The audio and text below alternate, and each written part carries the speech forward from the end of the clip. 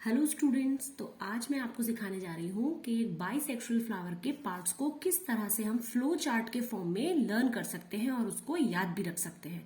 तो students, bisexual flower का वैसे तो क्लियर मीनिंग होता है कि एक ऐसा फ्लावर जिसमें दोनों सेक्सेस वाले पार्ट्स प्रेजेंट हो, लेकिन इसके अलावा भी इसमें कुछ ऐसे पार्ट्स प्रेजेंट रहते हैं जिनका रिप्रोडक्शन में कोई रोल नहीं होता। तो इसको let us learn with the help of the chart. एक बाइसेक्सुअल फ्लावर के पार्ट्स को हम दो कैटेगरीज में स्टडी कर सकते हैं। फर्स्ट कैटेगरी है इसेंशियल वर्ल्स, विच मीन्स जिनका रोल रिप्रोडक्शन में है, और सेकेंड कैटेगरी है एडिशनल वर्ल्स, विच मीन्स जिनका रोल रिप्रोडक्शन में नहीं है लेकिन उनके अदर इंपॉर्टेंट वर्क्स है।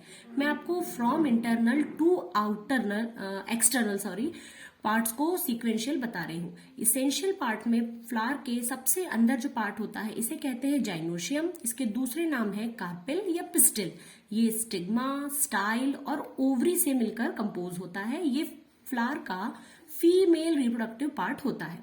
इससे बाहर की तरफ दूसरा नंबर का जो वर्ल प्रेजेंट होता है दैट इज कॉल्ड एंड्रोशियम। इसको स्टामेन भी कहते हैं। आप इसको ऐसे भी याद रख सकते हैं, इसमें मेन वर्ड आ रहा है, और ये फ्लावर का मेल रिप्रोडक्टिव पार्ट होता है।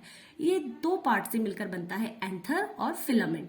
एंथर दो टाइप के हो सकते हैं, ईदर यूनिलोब्यूलर और बाइलोब्यूलर।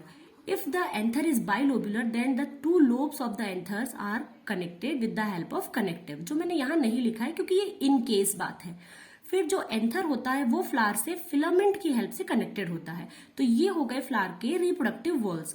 फिर फ्लावर का थर्ड नंबर का वर्ल आता है from inside, which is additional whorl. इसे कोरोला कहते हैं। इसके यूनिट पेटल्स होते हैं जो कलरफुल होते हैं, फ्रेगमेंटेड होते हैं, और ये इंसेक्ट्स को अट्रैक्ट करते हैं for the process of pollination.